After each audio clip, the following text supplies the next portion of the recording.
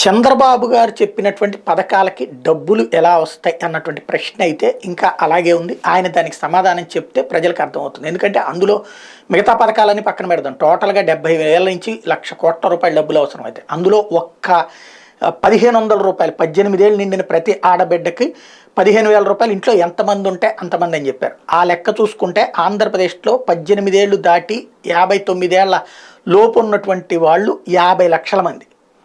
1,50,00,000 మంది. 1,50,00,000 ఇంటూ 1,500 రూపాయలు చెప్పున నెలకిస్తూ అట్లాగా 12 నెలల పాటు ఇస్తే దగ్గరగా 27,000 కోట్లు అవుతుంది. 25,000 నుంచి 27,000 కోట్లు ఒకవేళ అటు ఇటు వచ్చినా సరే. అంటే ఏడాదికి 25,000 కోట్ల రూపాయలు అనుకుందాం మినిమం. అంత డబ్బులు ఎక్కడి నుంచి వస్తాయి? నెంబర్ 1 ఇదొకటి. బస్సులు ఇప్పుడు తెలంగాణలో లెక్క తేలింది కదా, ఈ 4 రోజులకే దాదాపు 120 కోట్ల రూపాయల భారం పడింది.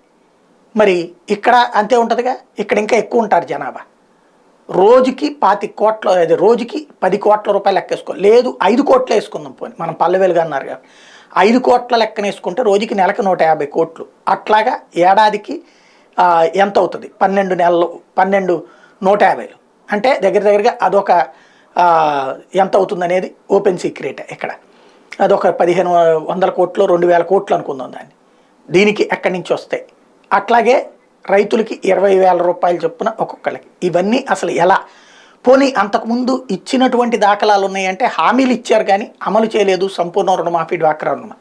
ఇప్పుడు పవన్ కళ్యాణ్ని ముందు పెట్టి ఇట్లాంటి హామీలు ఇస్తున్న నేపథ్యంలో చేయగలుగుతారా లేదా అన్నటువంటిది ఎలా సంపాదిస్తారు, ఎలా ఇస్తారు? ఎందుకంటే వచ్చిన 100వ రోజు నుంచినే అమలని చెప్తున్నారు కాబట్టి ఎలా చేస్తారో చెప్తే బాగుంటుంది.